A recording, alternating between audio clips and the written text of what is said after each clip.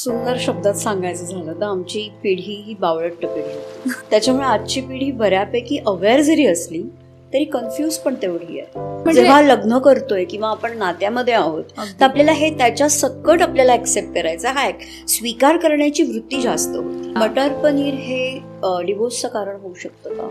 होऊ शकतं. पुढेही तुमची भांडणं होणार आहे. हो, कदाचित दुसरं कारण असेल कुठलं तरी. पण त्यासाठी माणूस बदलणं हा त्याच्यावर चॉईस आहे. तुला खरंच वाटतं लीना, इंडिव्हिज्युअलिटी म्हणजे इमोशनल मॅच्युरिटी आहे? म्हणजे तुम्ही लग्नासाठी रेडी आहात, संसारासाठी नाही. वी ऑल आर एक्सपिरियन्स की कॉम्प्लिकेशन्स हे येणारच आहे. पण ते त्यावेळेला डील करण्याची क्षमता आपण फक्त बिल्ड करू शकतो. Mark my words, independence never works in a relationship. Interdependence works.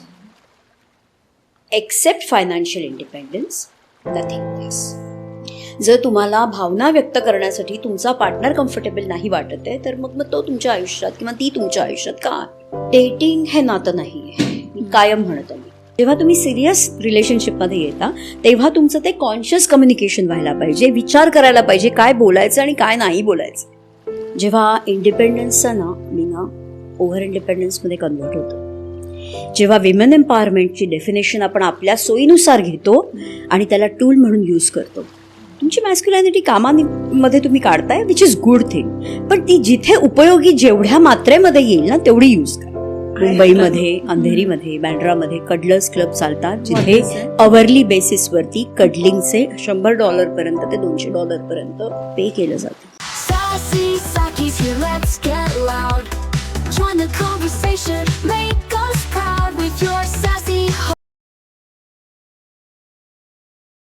नमस्कार, सासी सखीमध्ये आपलं पुन्हा एकदा स्वागत आहे. एक काळ असा होता जेव्हा असं म्हटलं जायचं की एकमेकांवर प्रेम आहे ना मग तेवढं पुरेसं आहे.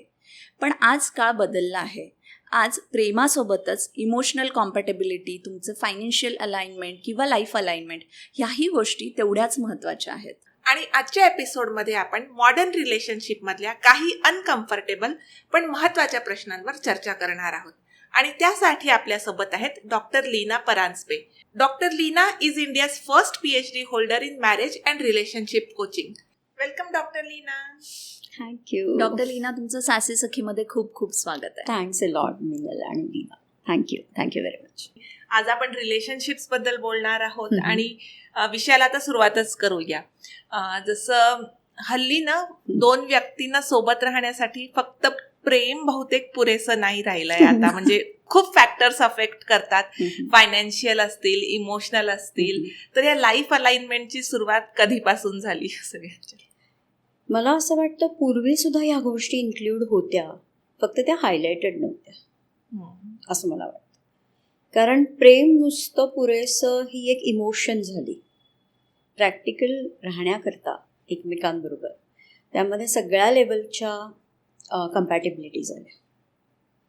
तर नुसतंच प्रेम इज नॉट इनफ. आणि आता कसं बऱ्यापैकी एक अवेअरनेस आला आहे किंवा लोक बऱ्यापैकी प्रॅक्टिकल झाली आहेत. तर इमोशन्स बाजूला गेल्यात असं मी नाही म्हणणार, पण त्याच्यावरती थोडंसं ओव्हरकमिंग प्रॅक्टिकॅलिटीने घेतल्यामुळे तो थॉट पहिला येतो की बाकीच्या सगळ्या गोष्टी आहेत की नाही आपल्यामध्ये. प्रेम इज ओके, ते आहेच. ॲक्च्युली म्हणजे जसं तुम्ही म्हटलं की प्रेम आहे अजूनही, पण आपण नवीन काही दृष्टीने त्याच्याकडे बघतो आहे. जसं पूर्वी असं व्हायचं की खूप ॲडजस्टमेंट असायची. हल्ली आपल्यातली ती काय म्हणूयात सहनशीलता कमी झाली आहे. सो ॲक्च्युली सहनशीलता कमी झाली आहे का? आत्ता आपल्याला कळलं आहे की रिलेशनशिपमध्ये प्रॉब्लेम्स कशामुळे व्हायचे, जे आधीही व्हायचेत पण तिकडे ॲडजस्टमेंट बऱ्यापैकी असायची, त्याच्यामुळे मग त्याच्याकडे ओव्हरलुक केल्या जायचं. खूप असं सुंदर शब्दात सांगायचं झालं तर आमची पिढी ही बावळट पिढी होती. It was the last generation.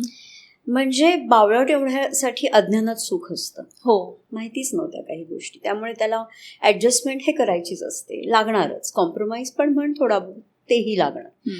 त्यामुळे हे सगळं करत असताना बाय डिफॉल्ट मोडला आम्ही गेलेलो असायचो.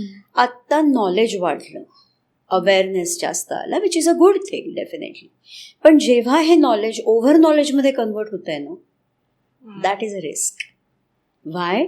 Because this over knowledge is making them और bringing the confusion in their life. त्याच्यामुळे आजची पिढी बऱ्यापैकी अवेअर जरी असली तरी कन्फ्यूज पण तेवढी आहे. बरोबर. आणि रिप्लेसमेंटचे चॉईसेस असल्यामुळे खूप जास्त आय वोंट ब्लेम देम की ते इम्पल्सिव्ह वगैरे आहेत, पण खूप सारं आहे मार्केटमध्ये अवेलेबल, तर मग मी कशाला मग एवढे ॲडजस्टमेंट्स करून राहू, असा मुद्दा आहे.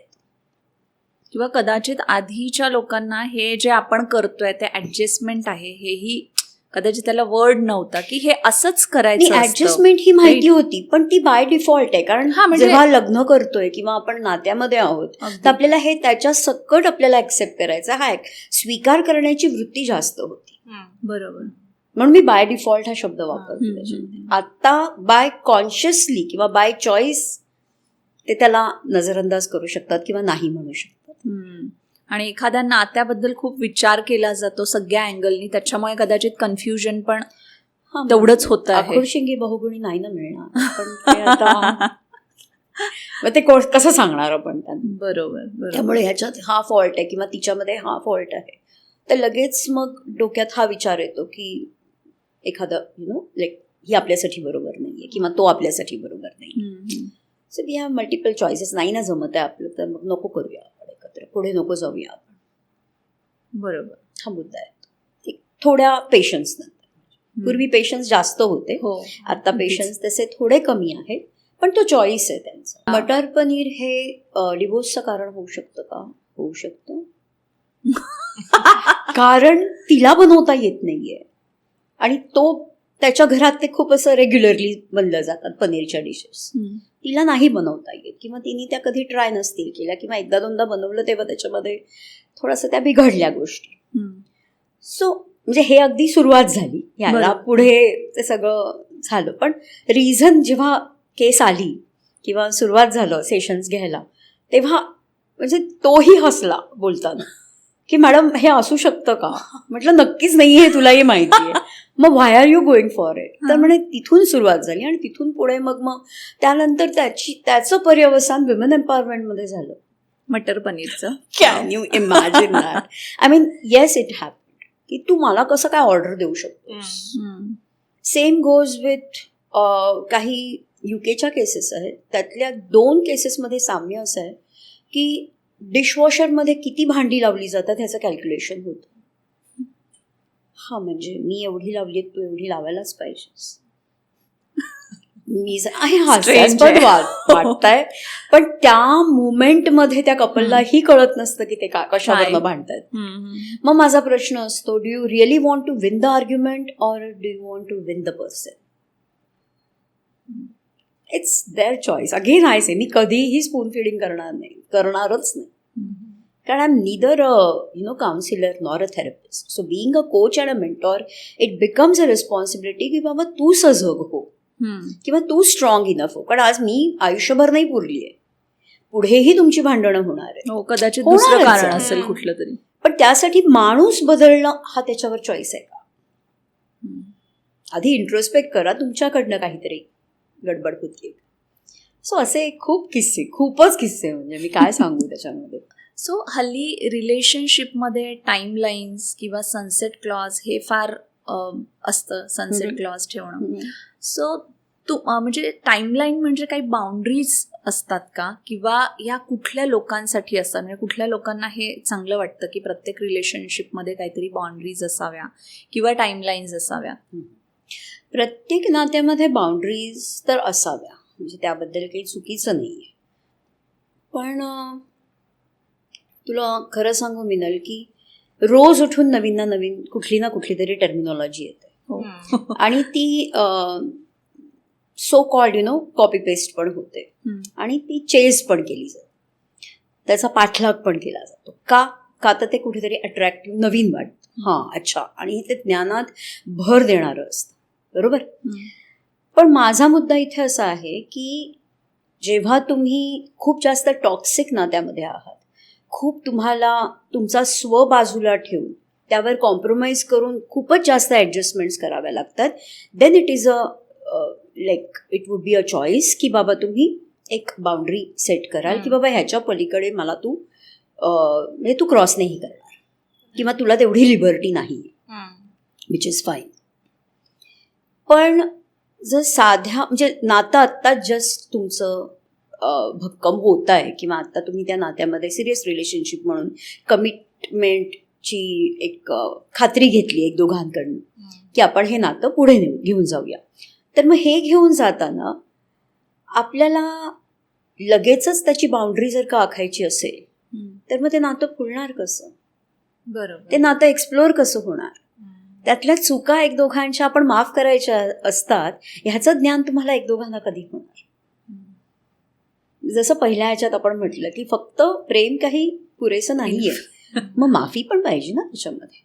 म्हणजे तुम्ही कुठेतरी आखीव रेखीव नात्यामध्ये किंवा कंडिशनल नात्यामध्ये एक दोघांना बघताय आणि नातं conditional over the period of time तरी नसावं, ते अनकंडिशनॅलिटीमध्ये जावं, तर त्यातली मजा तुम्हाला घेता येईल. तर जेव्हा तुम्ही हा सनसेट क्लॉज किंवा जो काही म्हणतो ह्याचा अर्थ तुम्ही बाउंड्री आखताय, नात्याला एक्सपायरी डेट देत आहे. थोडक्यात आपण असं म्हणूया प्रत्येक पार्टनरशिपमध्ये एक्सपायरी डेट असते असं म्हणतात. ह्या नात्यातल्या पार्टनरशिपमध्येही आपण एक्सपायरी डेट आखून टाकतो. माझं म्हणणं नात्याच्या एक्सपायरी डेटपेक्षा आर्ग्युमेंटची एक्सपायरी डेट असू शकेल का? नक्कीच. म्हणजे आत्ता येता येता मला जस्ट एक थॉट सुचला की आपण नात्याला पूर्णविराम देण्यापेक्षा आणि तो नवीन परत अभ्यास सुरू करण्यापेक्षा आपण आर्ग्युमेंट्सना तिथे फुलस्टॉप देऊ शकतो की हे सब्जेक्ट्स आपल्यामध्ये खूप जास्त डिस्टर्बन्स आणतात. ह्या व्यक्तीवरनं आपण जेव्हा भांडतो तेव्हा ती व्यक्ती तिच्या घरी किंवा त्याच्या घरी सुखात आहे, निवांत आहे, पण आपण उगीचच भांडतोय आणि आपला मूड खराब करतोय. तर त्या विषयाला किंवा त्या व्यक्तीला आपण आपल्यामध्ये आणायचं नाही, त्याबद्दल आपण जास्त बोलायचं नाही. इथे जर तुम्ही सनसेट क्लॉज ठेवलात ना, that would be a great thing, right? ते जास्त चांगलं वर्क करेल. म्हणजे it's up to your choice. Like मी ऑडियन्सला सांग की हा तुमचा चॉईस आहे, मी इथे पुढे जज करायला बसले नाहीये बाबा हे असं नाही असं करा, असं नाही असं, अजिबात नाही. आणि जसं सनसेट क्लॉज जसं म्हटलं की आर्ग्युमेंट्सला असलेला इज बेटर. पण आजकालच्या डेटिंग कल्चरमध्ये ना की लोकांना खूप इंडिव्हिज्युअलिटी सगळ्यांनी आपली आयडेंटिफाय केली आहे की मी अशी आहे, मला हे आवडतं, प्रत्येकाचं त्यांची आपली आपली ठाम मतं असतात. तर ही जी इमोशनल मॅच्युरिटी आली आहे याच्यामुळे पण नात्यांवर काही परिणाम होतात का? तुला खरंच वाटतं लीना इंडिव्हिज्युअलिटी म्हणजे इमोशनल मॅच्युरिटी आहे? म्हणजे पहिला प्रश्न तोच आहे की कॉन्फिडन्स किंवा आपली ठाम मतं याला आपण इमोशनल मॅच्युरिटी म्हणू शकतो का? Absolutely not. It has nothing to do with that. Confident माणूस इमोशनली मॅच्युअर असू शकतो, पण तो नेहमीच मॅच्युअर्ड असेल ह्याची ग्वाही नाही देता येत. अगदीच, अजिबात नाही. कारण जे सो कॉल्ड स्वतःला खूप जास्त मॉडर्न आणि समजतात, तर म्हणजे आता येता येतांचा किस्सा सांगते मी, चालेल का असं? अगदी. लेफ्टनी ओव्हरटेक करते ती, 2 मुली बसलेल्या, मुलगीच ड्राईव्ह करत होती, मागे 2 मुलगे बसलेले आणि खूप हसत खेळत. आता ते आपल्याला साधारण जेस्चर्सवरनं कळतं मजेमध्ये चाललंय. लेफ्टनी ओव्हरटेक करते, हॉर्न वाजून माझ्या ड्रायव्हरला सांगतेय म्हणजे मला जाऊ दे ना, ॲज इफ त्याची चूक आहे की तो राईटनी पुढे म्हणजे तो नीट चाललाय. हा जो काही शहाणपणा आहे ना, तो शहाणपणा विमेन एम्पॉवरमेंटमधनं आलाय का? ह्याचा तुम्ही अभ्यास स्वतः करा आधी पहिला, की मला बोलायचं नाही, मी स्त्री आहे, मी व्यवस्थित माझी स्वतःची स्पेस मेंटेन करते. Are you using your womanhood as a tool? That's the question. तो काहीच नाही बोलला बिचारा माझा ड्रायव्हर, मी त्याला ओरडले. बिईंग अ वुमन मी त्याला ओरडले. म्हटलं अशा मुलींना तू कशाला, आणि एक तर ती रॉंग साईडनी ओव्हरटेक करते, तुला दिसतंय, मग तू कशाला जागा दिली तिला, कशाला तिला जायला दिलंस? समजू शकते एखादी खूप गर्दी आहे किंवा काही आहे, सगळेच जण चाललेत ना, सगळेच जण ट्रॅफिक जॅममध्ये अडकले. सो एक हा छोटा किस्सा झाला. सो तुमचा कॉन्फिडन्स आहे म्हणजे तुम्ही इमोशनली मॅच्युअर आहात हे कुठेही लिहिलेलं नाही. आणि ते दोन्ही केसेस म्हणजे म्हणजे काय म्हणू, मेल किंवा फिमेल दोन्ही याच्यामध्ये ऍप्लिकेबल आहे. मी कुठलंही बायस स्टेटमेंट करतच नाही, पण ह्याच्यामध्ये इमोशनली मॅच्युअर्ड व्यक्ती असेल ना, तिच्याकडे थोडा कॉन्फिडन्स कमी असू शकतो. हे मात्र शक्य आहे. तो कॉन्फिडन्स बिल्डअप करता काय काय करायचं आहे. मग माझ्या कम्युनिकेशनवर काम करायचं आहे. मी थोडी इंट्रोवर्ट आहे, मी थोडी मितभाषी आहे, मग मला माझ्या कॉन्फिडन्सवर काम करायचं आहे. ओके, ते करू शकतो. पण इमोशनल मॅच्युरिटी ही स्वतः ग्रो करायची गोष्ट आहे. ही सेल्फ डेव्हलपमेंट आहे. आणि हा. Once you are emotionally mature तर बहुतेक तुम्ही इमोशनली अवेलेबल पण असाल दुसऱ्या नक्की. व्यक्तीसाठी. खूप छान बोललीस तू. म्हणजे खरोखर अवेलेबल असतो, कारण आपल्याला ना तो सेन्स येतो समोरच्याला नक्की काहीतरी सांगायचंय किंवा समोरचा कुठेतरी पेनमध्ये आहे. मग तो माझा पार्टनर, म्हणजे माझा हजबंड असो, माझा पार्टनर असो किंवा शी पार्टनर असो, फिमेल पार्टनर असो, तो मुद्दाच नाही. पण ही अवेलेबिलिटी आपल्याला सजग मॅच्युरिटी आपल्याला सजग करते आणि त्यामुळे आपण अवेलेबल राहतो. फक्त आपण ओव्हर अवेलेबल आहोत का, हा, तोही एक हा स्मार्टनेस मात्र आपल्याकडे पाहिजे. जो नसेल तर तो शिकावा लागेल. आणि that is what the major challenge of खूप साऱ्या आजकालच्या मुलींचा, की ज्या इमोशनली खूप ओव्हर अवेलेबल होऊन जातात आणि मग त्यांना कळत नाही की अरे समोरचा टॉक्सिक आपल्याला आपल्याला गृहीत का धरतोय. तुम्ही कुठेतरी इम्बॅलन्स केला ना त्या गोष्टीचा. Take the responsibility. Over available असणं इट्स नॉट जस्ट अबाउट कदाचित पार्टनर, स्पाऊस असं नाही, म्हणजे इवन एनी रिलेशनशिप तुमच्या स्वतःसाठी ते जास्त घातक आहे ना.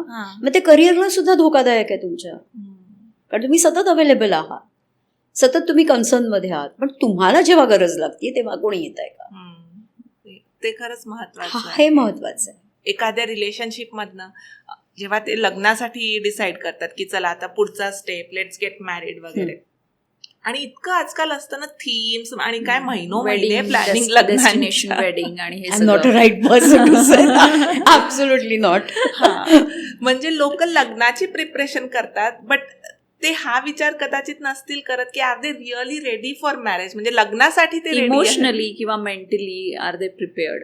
हा विषय कुठेतरी टाळला जातो का, किंवा ह्या सगळ्या लग्नाच्या ॲस्थेटिक्सच्या मागे ह्या ज्या महत्त्वाच्या चर्चा आहे की आपण मेंटली कसं प्रिपेअर व्हायला पाहिजे, इमोशनली कसं प्रिपेअर व्हायला पाहिजे फॉर मॅरेज, हे काय तुम्ही याच्याबद्दल सांगा. मी सिम्पल मागेही 2-3 पॉडकास्टमध्ये सांगितलं, तुम्ही लग्नासाठी रेडी आहात, संसारासाठी नाही.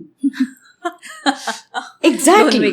आज लग्न सोहळा 1 दिवसाचा आहे, 5 दिवसाचा आहे, तामझाम सगळं करा. Next day is going to get converted into marriage, into संसार.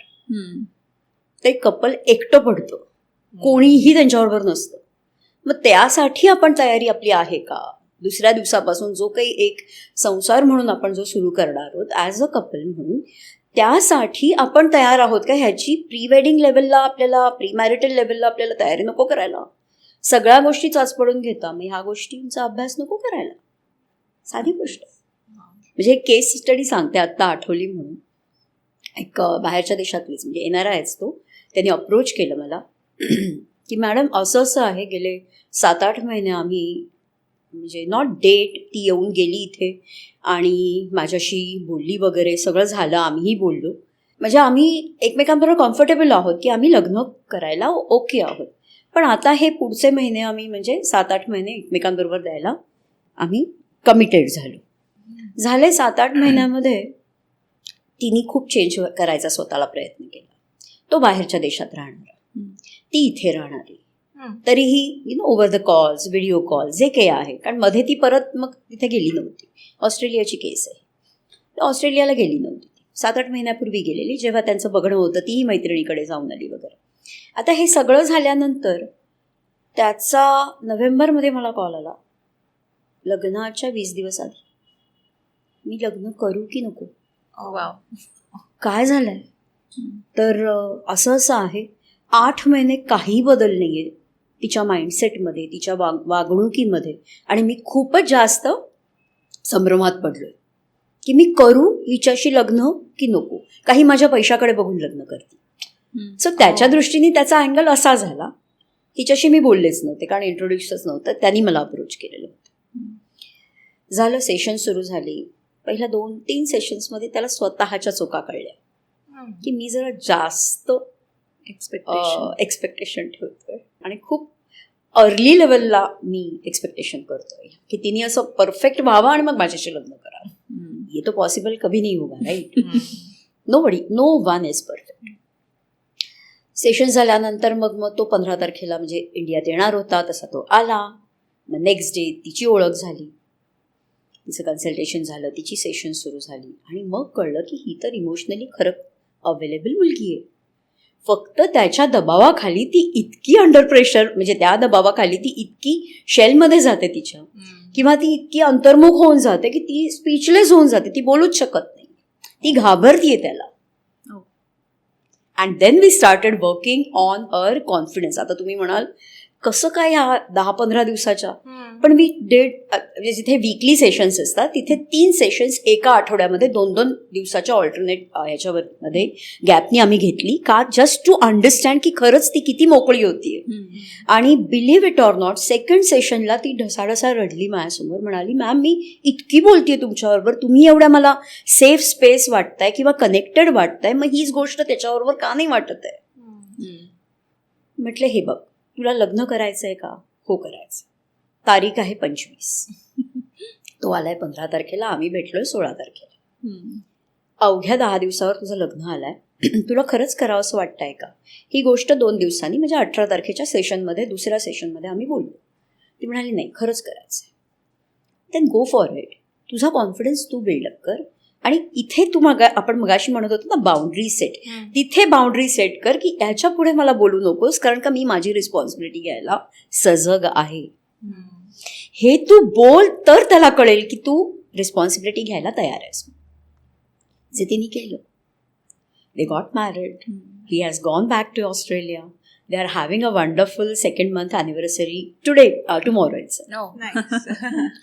सो मुद्दा असा आहे, सेशन्स थांबली नाही आहेत, सेशन्स कंटिन्यू आहेत, कारण नातं खूप नाजूक आहे. पण जो त्याचा संभ्रम होता की मी करू की नको, तो त्याचा ती क्लॅरिटी त्याला आली आणि मी जरा जास्त आणि खूप अर्ली लेवलला एक्सपेक्ट करतो. सो थोडा तिला तिची स्पेस देऊन तिला ग्रो व्हायला, कारण तिचं वातावरण अपब्रिंगिंग वेगळं, तुझं वेगळं, तू गेली 8-10 वर्ष तिथे आहेस, तर तुझ्या स्पेसमध्ये तू खरंच तुझी इंडिव्हिज्युअलिटी जपलीस.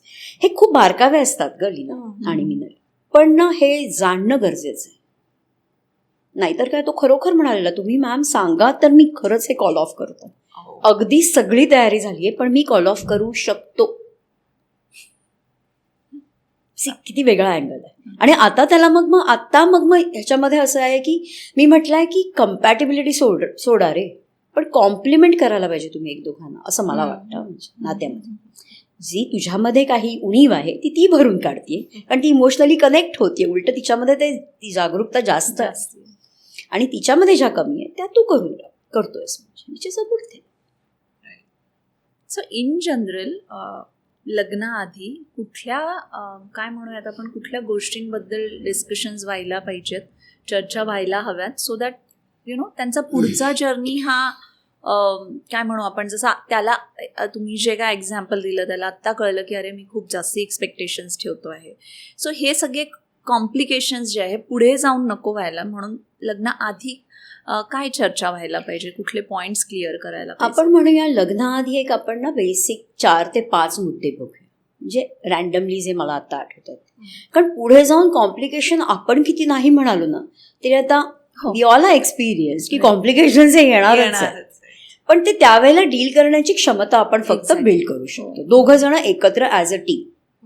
जर माझं चुकलं तर तू सांगू शकतोस, तुझं काही चुकलं तर मी सांगू शकते, राईट. सो इमोशनली आपण इंटरडिपेंडंट राहू.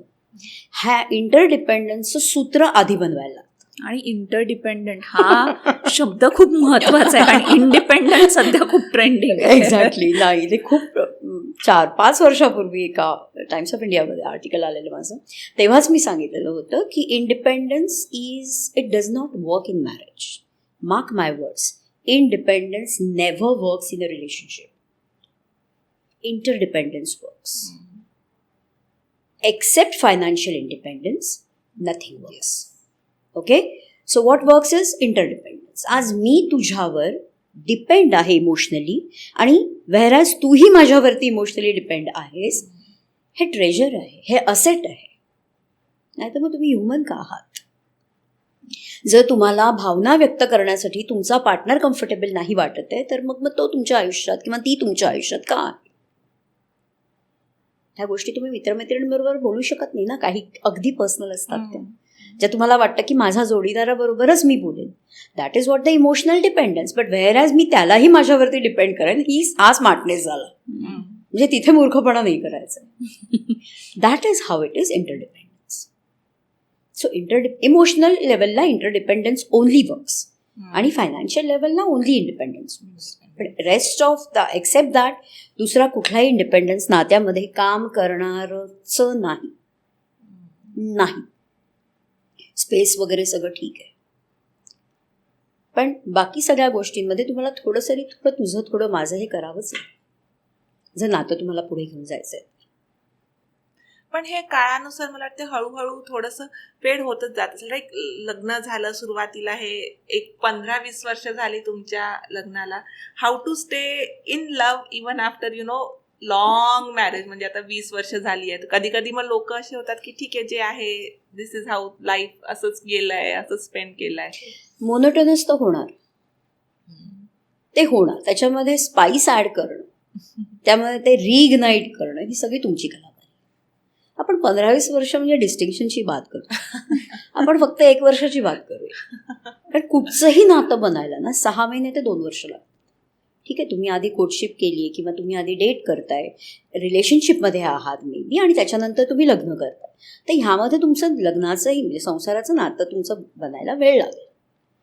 पण ह्यात मला म्हणायचं आहे, जर आपण पर्सेंटेज फिक्स केला तर you might be listening this something different, पण हे ॲक्च्युली तुमच्या चाहत्यांना म्हणजे कळायला पाहिजे, ह्या फॅन्सना किंवा ह्या फॉलोअर्सना, की आपण ना खूप अपेक्षा आणि सगळंच त्याच्याकडनं आणि तिच्याकडनं अपेक्षा करतो की पार्टनर आहे म्हणजे it's a part of your life, it's not your entire life.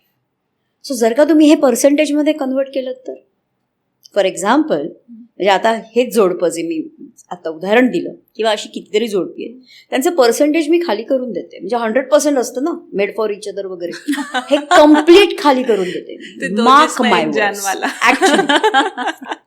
Complete खाली करून देते की ही गिव्ह अ रियालिटी चेक. तो जास्ती महत्वाचा आहे. पर्सनल म्हणजे तुम्ही ॲज अ पर्सन तुम्ही ग्रो करायला पाहिजे ना, तुम्ही भक्कम पाहिजे, तर तुम्ही तुमच्या मॅरेजला जस्टिस देऊ शकाल, तुमच्या करिअरला जस्टिस देऊ शकाल. सो आधी पर्सनल लेवलला तुमचे काही पर्सेंटेज पाहिजे, त्यानंतर तुमचे प्रोफेशनल लेवलला काही पर्सेंटेज पाहिजे, बरोबर. त्यानंतर तुमचं सोशल लेवलला पाहिजे, कारण तुम्हाला आवडत आहे. बाबा माझे 2 मित्र असतील, पण आम्ही महिन्यातनं एकदा तरी भेटतो, एक एक्झाम्पल देते, तर हे मला करायचं आहे. आणि त्याच्यानंतर तुम्ही मॅरेजला किंवा त्याच्या आधी व्हॉट एव्हर इट इज, त्या मॅरेजलाही पर्सेंटेज द्या. तर जेव्हा तुम्ही 15% त्यांचा पर्सेंटेज करून देता मॅरेजचे, दॅट इज सो ब्युटिफुल. त्यांच्या चेहऱ्यावरती म्हणजे खरोखर हसू येतं. असं आपल्याला वाटेल की 100%चं 15% म्हणजे असं कसं करता मॅम तुम्ही, पण तो रियालिटी चेक आहे. तिथून सुरुवात करूया ना ग्रो करायला.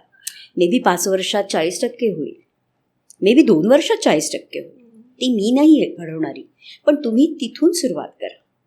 तुम्ही 100% ठेवता कंटिन्युअस 2 वर्ष, 3 वर्ष, 5 वर्ष, आणि मग तिथे तुमच्या एक्सपेक्टेशन्सला तडा गेला की धाडकन तुमचं नातं एक तर कोसळतं किंवा ते सेपरेट होता, तुम्ही म्हणजे ब्रेक होतं. Give a reality check. हळूहळू सुरुवात करा. सो 15%, 17%, 20%, 25%, ते तुम्ही तुमच्या स्पीडनी तुम्ही घेऊन जा नातं. That gives them such a great pleasure, such a great pleasure. ही त्याला ना म्हणजे आरसा दाखवल्यासारखं झालं. तुम्हाला मी केवढ्या अपेक्षा करतोय ना मॅम, म्हणजे हे किती चुकीचं आहे. मी केवढी एनर्जी लावतोय ज्याची गरजच नाहीये. मग माझा सिंपल मुद्दा असतो, नागरिकशास्त्र विषय होता आपल्याला सगळ्यांना, किती अभ्यास करायचो आपण त्याचा, तेवढाच अभ्यास मारायचा. लोडच नाही ना यार, लोडच नाही तुम्हाला. ना ओव्हर इन्व्हॉल्वमेंट, ना ओव्हर एक्सपेक्टेशन, ना अभ्यास करा, ना एवढा प्रेशर घ्या, ना इरिटेट व्हा, नथिंग डू इट. हे बोलायला सोपं आहे, पण हे करायला कठीण आहे. जे करवून मी घेते त्यांच्याकडनं, दॅट्स द एक्सपर्टीज. कारण पर्सेंटेज डाऊन होऊ शकतात, पण ते ऍक्च्युअल मेंटेन कसे करायचं, ते इम्प्लिमेंट कसे करायचं, ही कलाकार. But the couples do that, rather singles do. म्हणजे कपल मला लागत नाही कोचिंग करताना, त्याच्यामुळे भांडण झालेलं असताना त्यामुळे one of the partners approaches, ठीक आहे, मग ती असेल किंवा तो असेल, तिथून सुरुवात होते. They listen and they follow, आणि त्यांना त्यांचा रिझल्ट मिळतो ना, त्याच्यामुळे ते खुश होतात. अभ्यास कमी ना. हल्ली हे डबल इन्कम नो किड्स वाला कॉन्सेप्ट जो आहे, जो ट्रेंड आहे, तो खूप वाढत चालला आहे. ह्याच्या मागे तुम्हाला काय वाटतं, काय कारण असेल? म्हणजे इमोशनल अवेअरनेस ची लक्षणं आहेत ही, का लॉंग टर्म रिस्पॉन्सिबिलिटीची भीती आहे? मला असं वाटतं ना की आपण नको ना त्याच्यामध्ये पडूया. इन द सेन्स ज्याचा त्याचा प्रश्न नाहीये का. डबल इन्कम आणि नो किड्स हा माझा वैयक्तिक प्रश्न आहे, किंवा माझ्या नवऱ्याबरोबर मी केलेला एक वैयक्तिक प्रश्न, आमचा एक कपल डिसिजन असू शकतो. आपण म्हणजे मी आज जे काही जेवढे रील्स आहेत किंवा जे काही मार्केटमध्ये कोचेस हे सगळं करतायत, माझा एक साधा प्रश्न आहे की तुम्ही जजमेंटल होताय का, किंवा तुम्ही कुठेतरी एका फ्रेमवर्कमध्ये घालायला बघताय का त्यांना, की असे ते नाही आहेत म्हणजे मग हे कुठेतरी स्वतःला शहाणे समजतात, किंवा हे खूप ट्रेंडी कपल्स आहेत, किंवा हे खूप इंडिपेंडेंट कपल्स आहेत. और मे बी ब्रेव्ह की त्यांनी एवढा मोठा डिसिजन घेतला. नाही, ब्रेव्ह तर असतील, पण जर आधीची पिढी त्यांना नावं ठेवणारी असेल तर आणखीन काहीतरी वेगळी नावं ठेवू शकते. जे होत आहे म्हणजे. पण माझं असं म्हणणं आहे की आपण हे मार्केटिंग करण्यापेक्षा ज्याचं त्याचं त्याला जगू दे ना. Let's respect that. आता ह्यातनं काय हानी होईल वगैरे मी त्याला जज नाही करणार, कारण त्याचे कॉन्सिक्वेन्सेस त्यांना, त्याची जबाबदारी त्यांची. पण डबल इन्कम नो किड्समध्ये मला असं वाटतं की काही वर्षानंतर मला अडॉप्ट करावं असं वाटेल. I can, rather we can. Maybe मला असं वाटेल की आपण प्रेग्नंट राहावं काही वर्षांनी, म्हणजे 3-4 वर्षानंतर. ठीक आहे, आत्ता मी त्या फेजमध्ये आहे. सो हे ज्याचा त्याचा प्रश्न आहे असं मला वाटतं. आपण नको ह्याच्यावरती जज करूया त्यांना. हा सिम्पल प्रश्न आहे आणि ते खूप जास्त वाईज होऊन जाईल त्यांच्यासाठी, समाजासाठी. कारण खूप बदलत आहे. आपण त्यांना कुठेतरी फ्रेमवर्कमध्ये, आम्ही असे जगलो, हे असं होतं, अशा सेटमध्ये सगळ्या घटना घडतात आयुष्यातल्या, तर तुम्हीही असे घडा म्हणून ते प्रेशराईज होत आहे. 32 वर्ष झाली, 35 वर्ष झाली, लग्न नाही झालंय तुझं, whatever it is. We need to accept the change, की हा चेंज होतोय. म्हणून मी मागेही म्हटलेलं, लग्न ही संस्था बऱ्यापैकी बंद होईल काही वर्षात. येस, म्हणजे वेडिंग आता आजकाल तर हे तुम्हाला माहिती असेल ना की फेक वेडिंग्ज हा प्रकार आहे. म्हणजे एका दिवसाकरता फक्त बारात, बँडबाजा बारात, हे सगळं तुम्ही भाड्याने घेऊ शकता आणि हे सगळं तुम्ही सेलिब्रेशन मोडमध्ये म्हणून करू शकता. मग काय त्याच्यामध्ये काय ग्रॅव्हिटी राहिली? ग्रॅव्हिटी काय? माझं असं म्हणणं, जे आहे ते चालू आहे, त्याचा रिस्पेक्ट करा. त्या जनरेशनला भीती काय आहे, त्या भीतीवरती काम करते का जनरेशन, ह्याचं करा. म्हणून माझं म्हणणं, वेस्टर्न कल्चरला फक्त कॉपी पेस्ट नका करू. ब्लाइंडली कॉपी पेस्ट करतात आजची जनरेशन. म्हणून अवेअरनेस आणणं आपल्या ह्या अशा पॉडकास्टतर्फे ही खूप जास्त आपली जबाबदारी आहे, मला असं वाटतं. अवेअरनेस जेव्हा तुम्ही म्हटलं, सो कशा प्रकारचा अवेअरनेस येणं गरजेचं आहे तुम्हाला वाटतं? डेटिंग हे नातं नाही आहे, मी कायम म्हणत आली. Dating is not a relationship. Dating is like you are just dating, you are exploring, you are introducing. तुम्ही दोघांबरोबर फक्त जाणून घ्यायचा प्रयत्न करताय, लाईक्स डिसलाईक्स, तुला काय आवडतंय, मला हे एक्सप्लोअर करायला आवडेल आयुष्यामध्ये, माझं हे करिअरचे माझे गोल्स आहेत, किंवा हे तुम्ही फक्त एकमेकाला इंट्रोड्यूस करताय. That is what a dating is. आणि ते करताना it includes all the sorts of dating. For example, coffee date पण असू शकेल, योगा डेट पण असू शकेल, मग त्यामध्ये फिजिकल अट्रॅक्शन पण आलं, त्यामध्ये फिजिकल इंटिमेट पण होतील, which is included in that dating phase. Does not mean they are in a relationship. नात्यामध्ये इमोशन्स इन्व्हॉल्व असतात. डेटिंगमध्ये इमोशन्स प्रत्येक वेळेला दोघांच्या इन्व्हॉल्व असतील याची गॅरंटी नाही, कारण पर्पजच माहिती नाही आहे डेटिंगचा. त्यामुळे होत आहे असं, आयदर मुली डेटिंगला नातं समजून खूप जास्त इमोशनल होतात, आणि मुलगे त्यांचा पर्पज जर का फक्त हुकअप हा असेल तर त्याच्यामध्ये त्यांचं नात्यामध्ये, म्हणजे त्या डेटिंगमध्ये त्यांचं इमोशनल नसतील, तर इट गोज हे वायर, आणि मग तिथून डिस्टर्बन्स येतो. दोन्हीकडून पाहिजे ना इमोशनल अवेलेबिलिटी आणि एंगेजमेंट. सो डेटिंगमध्ये तुम्ही ह्या भानगडीत पडूच नका. डेटिंग ही फेज फक्त 3 महिने ते 6 महिने असावी. आम्ही 4 वर्ष डेटिंग करतोय हे मिथ आहे. नाही, हा मूर्खपणा आहे. ते डेटिंग नाही म्हणता येणार, त्याला सिरियस रिलेशनशिप म्हणावं लागेल. एक केस स्टडी सांगते. ती मुलगी डेट करते त्या मुलाला, व्यवस्थित इतकं छान, तो मुलगा तिचे सगळे लाड पुरवतोय, करिअर वगैरे सगळं सेट आहे. पण हे सगळं करत असताना जवळजवळ 3.5-4 वर्षांनी त्या मुलीला एक दिवस समोर कारमधनं उतरणारा तो, त्याच्या 2 मुली आणि बायको दिसते. That's the slab on the face. कारण ते आंधळं प्रेम होतं, कारण ते वन सायडेड होतं. डेटिंग करताय तर त्या 3 ते 6 महिन्यामध्ये कुठेतरी कमिटमेंट त्याच्याकडनं पण तिने घ्यायला हवी. पण ती स्वतःच एवढ्या डिस्टर्बन्समध्ये किंवा ह्या अपब्रिंगिंगमधनं आलेली होती की तिला तिथे प्रेम मिळालं नव्हतं आईबाबांचं. अननोटिस, अबंडंट असे सगळे शब्द आपण त्याला यूज करू शकतो. त्यामुळे ती स्वतः घडलेली होती. त्यामुळे ती बाहेर प्रेम शोधत होती, जे तिला ॲब्सोल्युटली मिळालं डेटिंग साईट ॲपवरती. त्यांनी फायदा घेतला. आणि आजकाल इतके सारे जे टर्म्स येतात रिलेशनशिप आणि काय काय काय काय काय तर इज इट सो की जे यंग किड्स और यंग अडल्ट्स असतील ते मोर ऑर लेस रिलेशनशिप समजून घेण्यापेक्षा त्याच्या टर्म्समध्ये बस स्वतःला फिट करायला बघतात की सिच्युएशनशिप आणि काय नॅनोशिप इतके जे वेगवेगळे कॉन्सेप्ट येतात. तर त्या सगळ्याचे रोज नवीन उठून जी एक टर्मिनॉलॉजी येते त्याच्यामुळे पण यंग अडल्ट्सवर परिणाम होतो असं वाटतं का? यंग अडल्ट्सनी हे ओढवून घेतलेलं आहे. म्हणजे पायावर धोंडा मारायचा हा चॉईस आहे ना, ते बाय डिफॉल्ट नाही झालं. म्हणून मी म्हटलं वेस्टर्न कल्चरला कॉपी पेस्ट नका करू. तुम्ही त्याच्यामध्ये त्या टर्मिनॉलॉजीमध्ये अडकताय. That is why multiple choices there is a confusion. That is what is happening.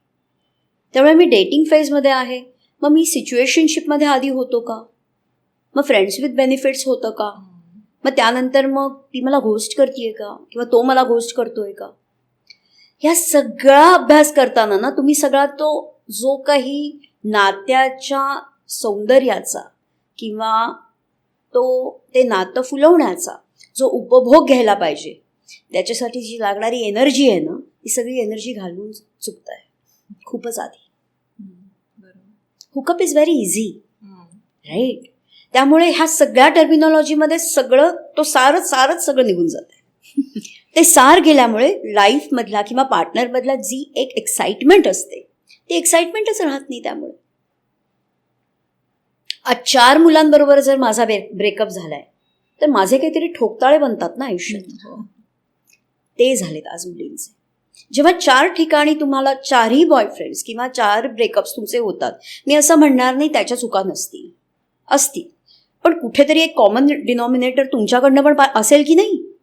काहीतरी चूक तुमची होत असेल, ती फिक्स न करता तुम्ही डायरेक्टली ॲज अ ब्रिज म्हणून दुसऱ्या नात्याला ओढवून घेताय किंवा त्याला तुम्ही त्याच्यामध्ये पडताय, ज्याला तुम्ही नातं म्हणताय.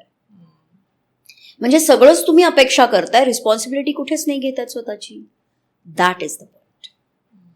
जर त्या डिनॉमिनेटरला, ज्या स्वतःच्या कुठल्या तरी निगेटिव्ह पॉईंटला जो कॉमनली आला असेल, मग मे बी एन्झायटी असेल माझी, माझं फिअर असू शकतं, ओव्हर अपेक्षा असू शकतात, तर त्याला आपली जबाबदारी येते.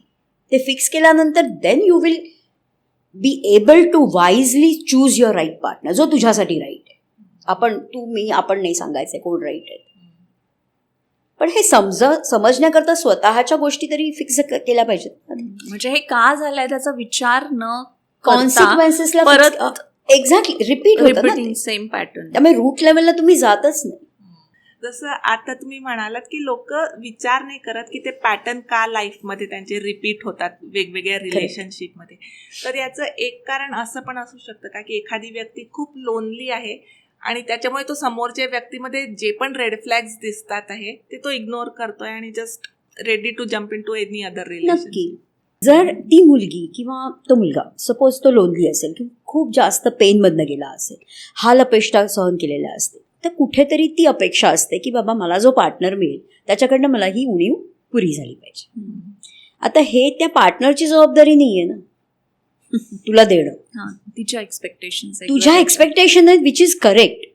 पण त्या एक्सपेक्टेशन्स कन्व्हे केल्यानंतर जर त्याला कळत असतील त्या, तर तो त्याप्रमाणे वागायला सुरुवात करेल. म्हणजे पण जर का तो तरीही वागत नाहीये ह्याचा अर्थ तुझ्या कन्व्हे करण्यामध्ये कुठेतरी गडबड आहे.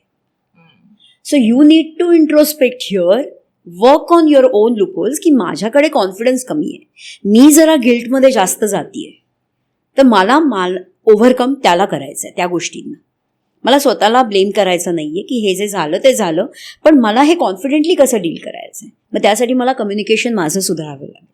ते कम्युनिकेट करून मला त्याला सांगावं लागेल, बाबा मला असं असं झालंय, ही माझी अपब्रिंगिंग आहे, हे माझा पास्ट आहे, हा तर मला ना तुझ्याकडनं अपेक्षित आहे, हे क्लिअरली बोला, हे मला अपेक्षित आहे की तू मला मदत करशील, कारण तू एका सेफ आणि सिक्युअर्ड बॅकग्राऊंडमधनं आलास. सच अ ग्रेट थिंग. हे इतक्या क्लॅरिटीने तुम्ही आधी बोलायला पाहिजे. मी नेहमी सांगते की 3 सेक्शन्समध्ये कम्युनिकेशन चालतं. सगळ्यात पहिली गोष्ट येते ती ओपन कम्युनिकेशन किंवा क्लिअर कम्युनिकेशन, जे मी आत्ता बोलले. ही फेज डेटिंग करताना असते. तुम्हाला ओपन बोलायचं, कारण तिथे भीतीच नाहीये काही गमावण्याची. तुम्ही त्याला नातं समजताय म्हणून तुम्हाला फिअर आहे ऑफ लुझिंग द रिलेशनशिप. ते नातं नाही आहे. त्यामुळे डेटिंगमध्ये जितकं मोकळेपणे बोलता येईल तेवढं बोला. इन्स्टेड ऑफ दॅट लोक फायनान्स मोकळेपणे बोलतात, जो नाही बोलायचं आहे. असं जगरायला पाहिजे की हे आपल्यावरती बुमरँग म्हणून येऊ शकतं. कारण माणूस माहिती नाही आहे ना आपल्याला कोण आहे ते, तो ती कोणी असेल. म्हणजे सो हे झालं ओपन कम्युनिकेशन. जेव्हा तुम्ही सिरियस रिलेशनशिपमध्ये येता तेव्हा तुमचं ते कॉन्शियस कम्युनिकेशन व्हायला पाहिजे. विचार करायला पाहिजे काय बोलायचं आणि काय नाही बोलायचं. हे न बोलून मी इथे फायदामध्ये आहे का, हे न बोलून काही माझं अडतंय का, हा विचार करायला पाहिजे. That is what called as a conscious communication. कारण तिथे तुम्ही नातं बिल्ड करताय, तुम्ही ते बनवताय. आपण दोघं एकमेकांसाठी कमिटेड आहोत हे तुम्ही ॲक्च्युली बिहेवियरमधनं तुमच्या दाखवताय रोजच्या तुमच्या डेली रुटीनमध्ये. म्हणजे आणि थर्ड फेज येते जेव्हा तुम्ही लग्न केलेलं आहे, तेव्हा तुम्हाला ह्या दोन्ही फेजना बाजूला, कम्युनिकेशनना बाजूला घेऊन इफेक्टिव्ह कम्युनिकेशनमध्येच उतरावं लागेल. Mark my words. What does that mean? Effective communication म्हणजे what to speak, what not to speak, how to speak, how not to speak, when to speak, when not to speak. नको तेव्हा माती खायची नाहीये. हा म्हणजे त्याच्यासमोर किती भांडणं होतात नाही का, ऐकलीत आपण, की अरे ती मला त्या दिवशी ह्यांच्यासमोर सगळ्यांसमोर असं बोलली, मला खूप लागलं. तो मला आज त्याची आत्या आलेली आणि सगळे त्यांच्यासमोर पटकन बोलून गेला, मी का म्हणून सहन करू, हे ठिणगी उडाली. ह्याचा अवेअरनेस तुम्हाला आलाच पाहिजे लग्न झाल्यानंतर. कम्युनिकेशनच्या बाबतीत नसेल तर प्री मॅरिटल लेवलला आधी तो शिकून घ्या की इफेक्टिव्ह कम्युनिकेशन कशा शिकवतात, आणि मग ते करा. That is how the simplest way is. अशाच प्रकारे होईल ना, त्याच्याशिवाय नाहीतर मग कसं होणार. मी आता ही जी उदाहरणं दिली ना, ही खूप सिम्पल उदाहरणं आहेत. हो, त्याच्यावरनं तुम्हाला ते तडीच न्यायला पाहिजे. म्हणजे तुम्हाला त्याच्यावरती काम करायला पाहिजे आणि पुढे जायला पाहिजे consciously, smartly. This is what the smartness आहे.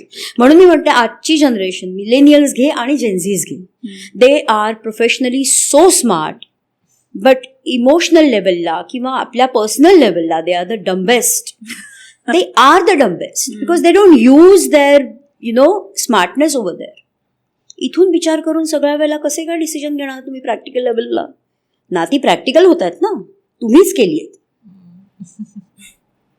मग थोडासा स्मार्टली विचार करायला पाहिजे. तुमच्या एक्सपिरियन्समध्ये नाती पार्टनरशिप सोडून पॉवर स्ट्रगल कधी होतात? किती छान प्रश्न, मला खूप आवडला. जेव्हा इंडिपेंडन्सचं ना लीना ओव्हर इंडिपेंडन्समध्ये कन्व्हर्ट होतं, जेव्हा विमेन एम्पॉवरमेंटची डेफिनेशन आपण आपल्या सोयीनुसार घेतो आणि त्याला टूल म्हणून यूज करतो, जेव्हा नवऱ्यानी किंवा माझ्या पार्टनरनी माझी पर्स उचलायलाच पाहिजे आणि मला यावेळेला माझे पिरियड्स असताना मला त्यावेळेला हे विचारायलाच पाहिजे, नाहीतर मी कॉल ऑफ करेन माझं लग्न. That is how it happens a power struggle. हे मी उदाहरण देते. म्हणजे CA नवरा ढसाढसा रडतोय फोनवरती माझ्यासमोर की माझं म्हणजे एवढं तिने कॉल ऑफ करायची गरज काय, जस्ट बिकॉज मी तिला त्या 4 दिवसामध्ये विचारलं नाही की बाई ग तुझं पोट दुखतंय का, किंवा तुझे हार्मोन्स इम्बॅलन्स झालेत का, तू चिडचिड नको करूस म्हणून. Is that so? एवढं जजमेंट आहे? 1 महिन्याचे म्हणजे साखरपुडा होऊन 1 महिना झालाय आणि कॉल ऑफ करता तुम्ही. इतके वीक आहात तुम्ही. ह्यालाच मी इमोशनल वीकनेस म्हणते. मॅच्युरिटीच नाही याच्यात. म्हणजे कॉन्फिडन्स आहे, ठाम मत आहेत, पण इमोशनल मॅच्युरिटी नाही. त्यामुळे पॉवर स्ट्रगल झाला ना. किंवा आता हे लग्नाआधीचं एक्झाम्पल होतं, कदाचित पोस्ट मॅरेज काही एक्झाम्पल देऊ शकाल तुम्ही? आठवड्याचं लग्न आहे. संडेला लग्न झालं, मंडेला पूजा झाली, त्यानंतर मंगळवार बुधवार दोघं एकत्र आले. त्यांनी कुठलंच रिलेशनशिप बघितलेलं नाही. हिचा एक ब्रेकअप झालाय जो तिने त्याला सांगितलाय, क्लिअर आहे एव्हरीथिंग. पण दोघांचा संबंध मंगळवार आणि बुधवारी आला. आता जेव्हा फर्स्ट टाइम एक अपोजिट सेक्स तो बघतोय आणि तेव्हा ते फिजिकली इंटिमेट होत आहेत, तो थोडासा अँशियस झाला असेल, थोडासा एक्साइटेड झाला असेल, which is a normal thing. हे ॲबनॉर्मल नाही आहे. तो मॉलेस्ट नाही करत आहे तिला, प्लीज, त्याचं इंटेन्शनही तसं नाही आहे. पण मे बी तो एक्साइटमेंट जास्त असू शकते. ह्याचा अर्थ त्या मुलीनी जो जज करून त्याला घेतला, बुधवारी रात्री 1 वाजता, म्हणजे गुरुवार सुरू झालेला, पहाटे 1 वाजता आईला फोन केला आणि सांगितलं की असं असं आहे सगळं. आईने सांगितलं तडक निघून ये, आणि गुरुवारी ती संध्याकाळी 5 वाजता आईकडे निघून गेली. लग्न मोडल्यागत समजून, म्हणजे सांगूनच. किती दिवसाचं लग्न? 4 दिवसाचं. रविवार, सोमवार, मंगळवार, बुधवार. आज त्यांना 2.5 वर्षाचा मुलगा आहे. शुक्रवारी हा मुलगा माझ्याकडे येतो, मला म्हणतो की मॅम हे काय आहे मला माहिती नाही, पण मी कन्फ्यूज आहे, कारण माझं कुठलंच इंटेन्शन तसं नव्हतं. माझी चूक झाली असेल की मी एक्साईट झालो असेल, पण असा अर्थ काढून हे सगळ्या बेडरूममधल्या गोष्टी आईला सांगणं आणि नंतर तो डिसिजन घेणं आणि तिच्या आईनीही आणि वडिलांनी तिला सपोर्ट करणं, हे कितपत योग्य आहे सांगा ना. चूक झाली असेल माझ्याकडनं, पण ती अनवधानाने झाली. मग नंतर त्याची सेशन झाली, मग ती गेलेली, मग ती परत आली, मग तिची सेशन सुरू झाली. इथपर्यंत झालं की शेवटी तिने 2 सेशन्स तिच्या आईची घेतली, बुक केली की माझ्या आईला तुम्ही सेशन्स द्या नॉट टू इंटरफिअरसाठी. How not to interfere? कारण आम्ही मॅडम इतके अंडर इन्फ्लुएन्स आहोत ना आमच्या आई वडिलांच्या, की त्यांनी सांगितलं एवढंसं जरी झालं तरी सुद्धा तुम्ही निघून या. मी सांगितलं तिला, ती म्हणाली निघून ये, हे असं असं कसं चालेल? म्हणजे तो तसाच वागणार आयुष्यभर, हे जज तुम्ही केलं ना, which is not a fact, which is not the reality. झालं की नाही पॉवर स्ट्रगल? त्यानंतर ती आली ना, तिला स्वतःला गोष्टी कळल्या काय आहेत त्या, मी किती अंडर इन्फ्लुएन्स आहे म्हणून मी डिसिजन घेऊ शकते. आणि हे असं सगळं झाल्यानंतर मग तिने तिच्या आईचेही 2 सेशन घेतले. आणि इट इज एक डिस्टन्स मेंटेन झाला. हा डिसरिस्पेक्ट नाही आई वडिलांचा, ते त्यांचं प्रेमच आहे म्हणून ते सांगतायत. पण ते प्रेम जेव्हा आपल्या संसारामध्ये माती करताय किंवा कुठेतरी डिस्टर्बन्स आणतोय, आपलं नातं तोडतंय, तेव्हा कुठेतरी तुम्ही सजग होण्याची गरज आहे की नक्की कुठेतरी ह्यांना थांबायला सांगायला पाहिजे. कारण ही तेवढी मॅच्युअर नसल्यामुळे हिनी प्रॅक्टिकली डिसिजन घेतला आणि निघून गेली. Today they fight, they keep me in a loop, सगळं काही आहे. 2.5 वर्षाचा मुलगा आहे. दे आर व्हेरी हॅपी की तिथून आम्ही वाचलो गेलो, नातं वाचलं. आणि ही स्टोरी मला खूप क्युरियस करते की तुमचे सेशन कसे होतात. म्हणजे ही तर निघून गेली, मग नवरा बायको दोन्ही यायला लागतात तुमच्याकडे सेशनला की कसं असतं? खूप छान प्रश्न. आणि एकच पार्टनर लागतो मला, कारण जेव्हा भांडण असतं ना तेव्हा the more you insist your partner, the more he will resist or she will resist. त्यामुळे एक पार्टनर रेझिस्ट करतो, एक पार्टनर रिस्टोर करायला बघतोय, तर it will get nullified. Make sense? म्हणून काउन्सिलिंग आणि कपल काउन्सिलिंग ग्लोबली फेल होत आहे. It's failing globally. Couple counselling is failing globally, कारण इट इज गेटिंग नलिफाईड. काउन्सिलिंगला जा उपयोग होत नाही असं का म्हणतात आजकाल? कारण काउन्सिलिंगला गेल्यावर ऐकावं जनाचं करावं मनाचं होत आहे ना. तू किती काउन्सिलर समोर बसून सांगशील, पण त्याला जे पाहिजे किंवा तिला जे पाहिजे तेच ती करणार. That is how this coaching and mentoring works. जिथे हँडहोल्डिंग आहे, जिथे अकाउंटेबिलिटी आहे, तुमच्या नात्यातली कमिटमेंट तुम्हाला आधी इथे शिकवली जाते की कसे कमिटेड तुम्ही राहाल तर तुमचं नातं कमिटमेंटमध्ये तुम्ही अपेक्षा करू शकाल. सो इथे मला एकच पार्टनर लागतो जो अप्रोच करेल मला, मग तो असेल किंवा ती असेल. कारण ज्याला रिझॉल्व्ह करायचं आहे तो पार्टनर मला अप्रोच करतो. तिथून सुरुवात होते की भाई 90% तुझा पार्टनर चुकीचा असेल, बायको असेल, नवरा असेल, किंवा तुम्ही लिव्हिंगमध्ये राहता तर तो ती कोणी असेल, पण 10% तरी तुझी चूक असेल का? इमिजिएटली दे से येस. मग 10% चूक आहे, त्याची रिस्पॉन्सिबिलिटी घेणार का? येस. मग त्याची रिस्पॉन्सिबिलिटी घेता घेता, आता प्रत्येकाला सेशन्स लागतात असं नाही, काहींना नुसत्या कन्सल्टेशनवरती सुद्धा काम होतं. सो तुम्ही इतक्या लेवलला डीपली जेव्हा भले एक पार्टनर असू पण काम करताना, तेव्हा ते एफर्ट्स तुमचे डेफिनेटली तुम्हाला रिझल्ट देऊन जातात 100%. कारण त्यांनी काय होतं, मॅजिक वगैरे नाही होणार आहे, पण तू तुझ्या चुका सुधारतेस किंवा सुधारतोस, समोरच्या पार्टनरला आपलंसं वाटायला लागतं.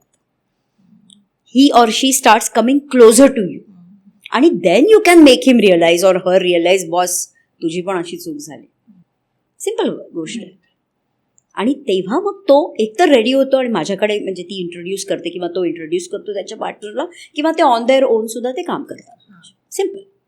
म्हणजे विलिंगली येईल सेकंड पार्टनर आला तर, it is not force. No no, never never ever, कधीच नाही, कधीच नाही. सो हजबंड वाईफमध्ये एक कम्युनिकेशन, जे इफेक्टिव्ह कम्युनिकेशन तुम्ही म्हटलात, ते कसं असावं विदाऊट डिफेंडिंग किंवा विदाऊट अटॅकिंग?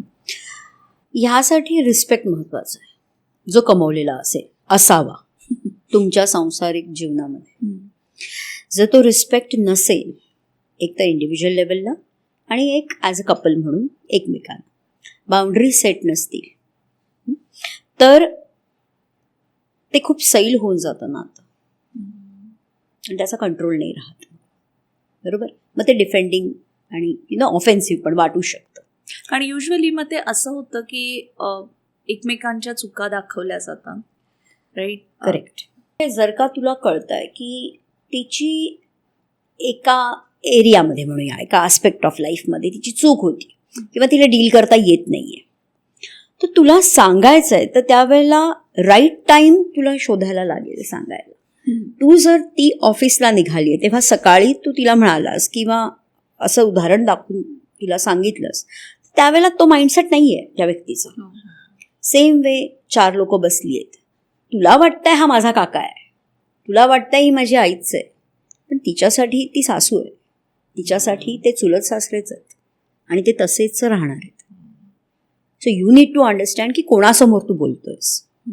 हे पुरुषांच्या बाबतीत सांगितलं. तसंच बायकांच्या बाबतीत की तुम्ही जेव्हा सांगताय त्यावेळेला तुम्ही ती वेळ, ते बोलण्याची पद्धत, तो टोन, हे सगळं खूप मॅटर करतं. म्हणजे मी फक्त बाईला टोन आहे असं नाही म्हणत आहे, पुरुषांनाही असतो, पण मी एक उदाहरण देते की ज्यामध्ये तुम्हाला टोन, तुमची भाषा, तुमची बोलण्याची पद्धत, वेळ काळ ह्याचं भान ठेवायलाच लागेल, आणि तेव्हा तुम्हाला हे बोलावं लागेल. जर तुम्ही 2घच जण राहताय तर तुम्ही बोलू शकता, पण यू नीड टू अंडरस्टँड की त्याचा बास कसा आहे, खरंच त्याचा माइंडसेट आपल्या एवढा आहे का, तर तेवढं तो डायजेस्ट करू शकतोय का, किंवा ती शक्ती आहे का.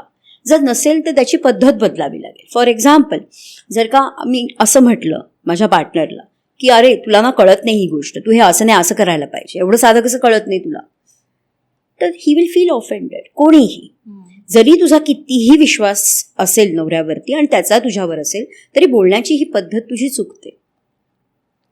काही काही वेळेला काहींच्या बाबतीत असं होतं की खूप जास्त शिस्तप्रिय असतात, खूप जास्त असतात, खूपच, आणि ती शिस्त नात्यामध्ये पण सतत अशी डोकावत असते, आणि समोरचा जर एकदम चिलमध्ये असेल ना तर त्याला ते इरिटेट करतं, आणि इरिटेट केल्यानंतर माणूस त्याच्या शेलमध्येच जातो.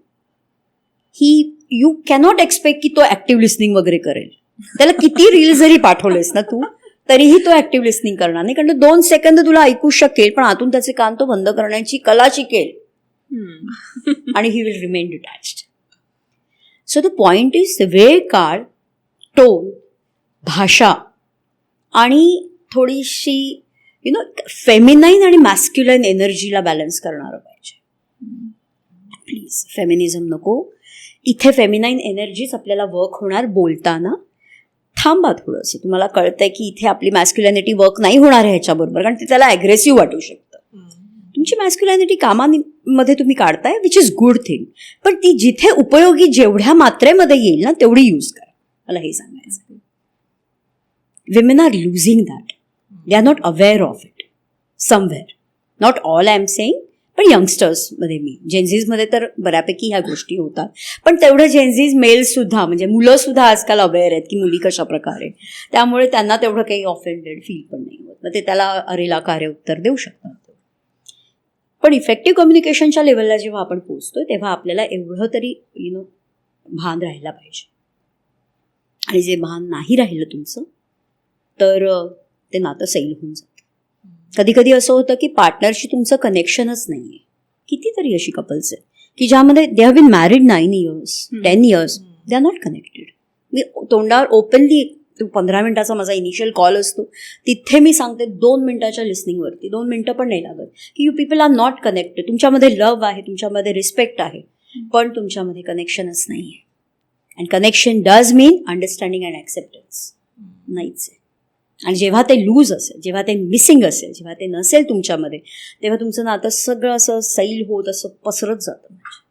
वाटेल ते शब्द वाटेल त्या वेळेला कधीही येऊ शकतात, कुठच्याही मात्रेत येऊ शकतात. आणि मग एखादा पार्टनर, नार्सिसिस्ट लोकांमध्ये ते हे बऱ्यापैकी होतं की ते बोलत जातात नंतर प्रेमाने जवळ घेतात, पण समोरच्या पार्टनरला गिल्टमध्ये टाकतात. तो पार्टनर गिल्टमध्ये जातो, अरे हा तर चांगला आहे, मला मायानी जवळ घेतोय, पण तोच तर काड्या लावतोय ना. तोच जर काडी लावतोय आणि तोच जर इग्नाईट करतोय गोष्टी, किंवा तो काय म्हणतात त्याला, इन्स्ट्रिकेट करतोय, तुम्हाला प्रवृत्त करतोय त्या गोष्टीला, तर you need to be wise enough किती डिस्टन्सवर ठेवायचं. मी म्हणजे हे जरा एक्स्ट्रा सांगून टाकतेय, पण नार्सिसिस्ट लोक is like a gas stove. अन्न शिजवायचं आहे गॅसवरती का हात भाजायचा आहे, दॅट्स युअर चॉईस. नार्सिसिस्ट लोकांबरोबर डील करणं म्हणजे पार्टनर रिप्लेस तर always you have a choice. पण इफ यू स्टील फील की नाही त्याचे प्रिन्सिपल्स चांगले आहेत किंवा तो प्रेम करतोय, रिस्पेक्ट आहे एक लेवलचा, तर त्याचा तो गॅस सीमवरच ठेवायचा आहे. हे तुमच्या हातात पाहिजे. एवढा डिस्टन्स तुमचा गॅसपासून पाहिजे.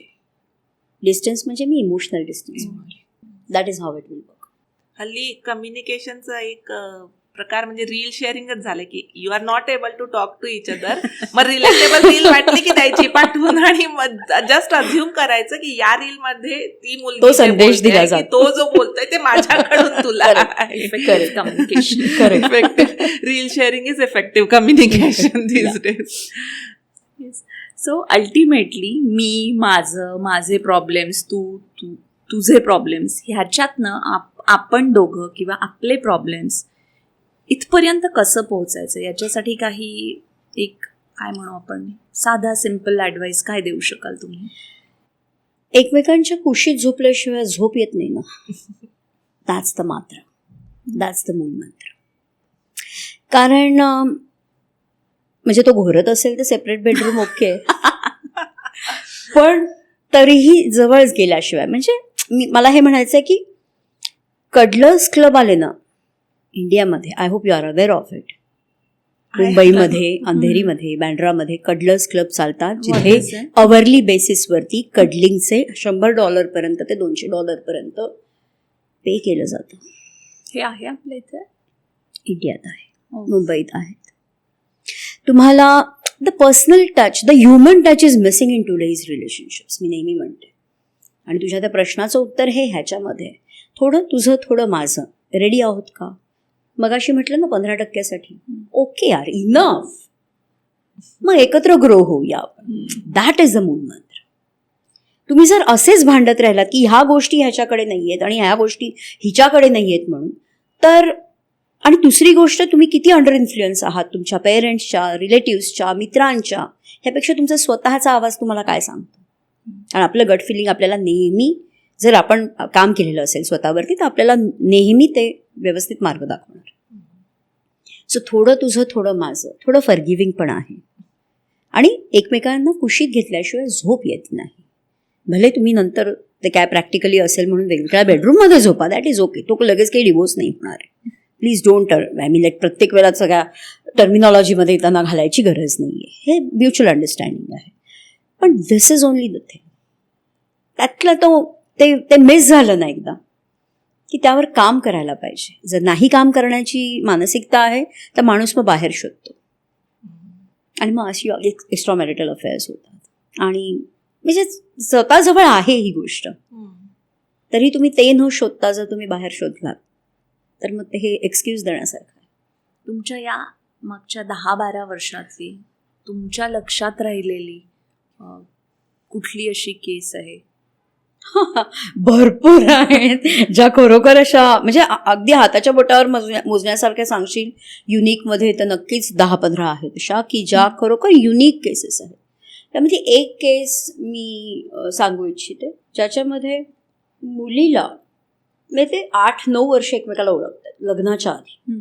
ओके, मला जेव्हा भेटले त्यावेळेला तिने सांगितलं की लग्न होऊन फक्त 1.5 वर्ष झालं आहे आमचं, पण तरी आमचं ना पटतच नाही आहे. म्हणजे काय कारण काय तर काही कारण नाही, हेच कारण आहे. ओके, मग जर तुम्हाला माहिती आहे की आपली क्षुल्लक कारणावरनं भांडणं होतात, त्यावरनं आपण डिव्होर्सपर्यंत का जाऊ? म्हणजे इथपर्यंत झालं की ती तिच्या आईवडिलांच्या इन्फ्लुअन्स खाली इतकी होती की मूल झाल्यानंतर सुद्धा त्या नवऱ्याला परमिशन घेऊन मुलाला बघायला यायला लागायचं हॉस्पिटलमध्ये, आणि नंतर तर त्याला फर्स्ट फ्लोअरवर असताना ती फक्त दाखवायची फर्स्ट फ्लोअरवरनं मुलाला चेहरा, आणि तो खालून बघायचा कारण त्याला घरी यायला परवानगी नव्हती कारण ती तिच्या आईवडिलांच्या घरी होती. म्हणजे इथे किती लोकांनी तुम्ही अलाउ केलं ना तुमच्या संसारात त्यांना, प्लस पुढचा अभ्यास करून झालाय तुमचा, पुढचंही प्रोजेक्ट केलं ॲज अ पेरेंट. म्हणजे पहिलं प्रोजेक्ट कम्प्लीट न करता त्याचा बेस न बनवता तुम्ही नेक्स्ट प्रोजेक्टमध्ये एंटर केलं, तेही कॉन्शियसलीच केलं, कोणी फोर्स नव्हता केला तुम्हाला. आणि त्यामध्ये आता तू DV फाईल करतेयस जस्ट बिकॉज तुझी आई सांगतेय की हा तुझ्या लायकीचा नाही आहे. It's a false DV, it was a false DV. आणि ते नातं वर्क करायला 6 ते 7 महिने लागले, पण we did that. Today they both are together, her parents are not allowed to come home, कारण तिची आई ॲब्सोल्युटली खूप अग्रेसिव्ह आहे आणि खूप हेकेखोर आहे या गोष्टी. त्यामुळे तिने सांगितलं घरी यायचं नाही. आणि ती ॲक्च्युली त्याच्यातनं बाहेर पडायला, म्हणजे लहानपणापासून तिला जो काही त्रास झालेला होता आईकडून, आई डोळे वटारणार, आई म्हणजे त्याप्रमाणे ती सगळं करत होती. जेव्हा तिने तिचा से सांगितला, तिचं जेव्हा लग्नाला ती हो म्हणाली आणि तिला कळलं त्या आईला की हे आता आपल्या हातातनं धाकधपशामधनं निघून जाते आणि तिच्या नवऱ्याबरोबर जास्त अटॅच होतीये, तेव्हा तिची तळपायची मस्तकाला गेली. अशाही आया असतात. आय वोंट से हे प्रेम नाहीये, असेलही प्रेम, पण हे पॉझिटिव्ह प्रेम झालं. मग त्यातनं तिला तिच्या नवऱ्याने ऍक्च्युली वाचवलं. त्यांनी हालपेष्टा सहन केल्या, त्याला सगळ्या ठिकाणी ब्लॉक केलेलं होतं, पण मग ईमेल तर्फे ऑडिओ टेप्स म्हणजे त्याचं रेकॉर्डिंग करून आम्ही ते पाठवलं. असे सगळे उद्योग केले. त्याला डेअरिंगनी तिला बाहेर भेटायला सांगितलं हॉस्पिटलमध्ये किंवा पेडियाट्रिशियनकडे जायची ती मुलीला घेऊन, तेव्हा त्याला सांगितलं तिथे जाऊन तू भेट म्हणून. अशा सगळ्या गोष्टी करून तिला कुठेतरी हे कळलं की अरे आपण इमोशनली आपण अनअवेलेबल आहोत, आपण ड्रेन्ड आहोत, आपण वीक आहोत, आणि हा ऍक्च्युली आपल्याला म्हणजे तो सपोर्ट करतोय आपल्याला, तर आपण त्याला सपोर्ट केला पाहिजे रादर दॅन आपण आईच्या आधिपत्याखाली येऊन त्याला रिजेक्ट करणं. Effective communication again. Yes, and coaching has a power, really I am telling you. इथे मी प्रमोट नाही करत आहे, पण mentoring and coaching has a power, a very deep and level आहे. म्हणजे त्या डीप लेवलला जाऊन एवढं मी काम करते. म्हणून कधी कधी म्हणते ना माझं पोट वाढलंय, इतकी कॉन्फिडेन्शियालिटी पोटात आहे. हा, कारण तुम्ही सगळं सांगताय मला. It's a safe space for you. Right. तुमच्या एक्सपिरियन्सनुसार as a relationship coach, love marriage better आहे का अरेंज मॅरेज? कुठलंही मॅरेज करा, आय वोंट. कारण युजली असं होतं की लव्ह मॅरेजमध्ये people know each other since like correct years, आणि मग तेव्हा थोडं वेगळं असतं. वन्स यू त्या रिलेशनशिपमध्ये तुम्ही गेल्यानंतर खूपच वेगळं चित्र असतं, आणि मग तेव्हा ते आधीच्या जे काय टर्म्स अँड कंडिशन्स असतात त्या लागू होत नाही, आणि मग तिकडे कुठेतरी प्रॉब्लेम होतो का? किंवा इवन इन अरेंज मॅरेज तुम्हाला माहिती नसतं समोरचा व्यक्ती कसा आहे, आणि देन यू त्या व्यक्तीला ओळखत जाता हळूहळू. मुद्दा असा आहे नॉमिनल, तुम्हाला एक दोघांना तुम्ही ओळखताय तरी सुद्धा नंतर तुम्हाला राहायला नवरा आणि बायको या रोलमध्ये तुम्हाला टशन होती. सो ते लव्ह मॅरेज असो किंवा अरेंज मॅरेज असो, फक्त रिव्हेंज मॅरेजमध्ये नका असो. एवढी request, because I have seen that also. जेव्हा केसेस घेते तेव्हा काही काही केसेस रिव्हेंज मॅरेजच्या पण असतात. म्हणजे काय they use marriage as a tool, as a business, अच्छा. और maybe a way out for it, की आधी यु नो माझं प्रेम आहे कोणावरती तरी, आणि तिथे मला परवानगी मिळत नाहीये घरून, हम्म. अच्छा. म्हणून मी ह्याला यूज करेन आणि नंतर मी डिवोर्स देईन. अच्छा. मग मी त्याच्याबरोबर, कारण तो मला डिवोर्सी म्हणून डेफिनेटली घेऊ शकेल. I am okay with that, he is okay with that. दुसरी गोष्ट, जर का माझा कोणी अपमान केला असेल किंवा काही असेल तर तो ग्रज ठेवून सुद्धा ॲज अ रिव्हेंज म्हणून त्याच्याशीच लग्न करायचं असंही होतं. त्याला वाटत असतं अरे हिने माफ केलं आणि ही प्रेम करते. अशाही केसेस. सो कुठचंही मॅरेज करा, फक्त रिव्हेंज मॅरेज नका, कारण ते मॅरेज नसतंच. आणि असे सगळे उद्योग करायचे तर बेटर आहे लग्नच करून. That's a best solution. हो ना. Thank you so much doctor Leena, तुम्ही इथे Thank you आल्यात for आणि inviting. इतके छान तुमचे एक्सपिरियन्सेस शेअर केले, त्याबद्दल तुमचे खूप आभार. आय होप काहीतरी खूप नवीन तुम्हाला खूप नक्की धन्यवाद. मिळालं असेल. छान माहिती सांगितली तुम्ही. थँक्यू. तुम्हाला काय वाटतं, प्रेम अजूनही पुरेसं आहे का अलाइनमेंट ही आजच्या काळाची लव्ह लँग्वेज आहे? पुढील भागात पुन्हा भेटूया. आणि हो, सॅसी सखीला सबस्क्राईब करायला विसरू नका. Until next time, keep shining.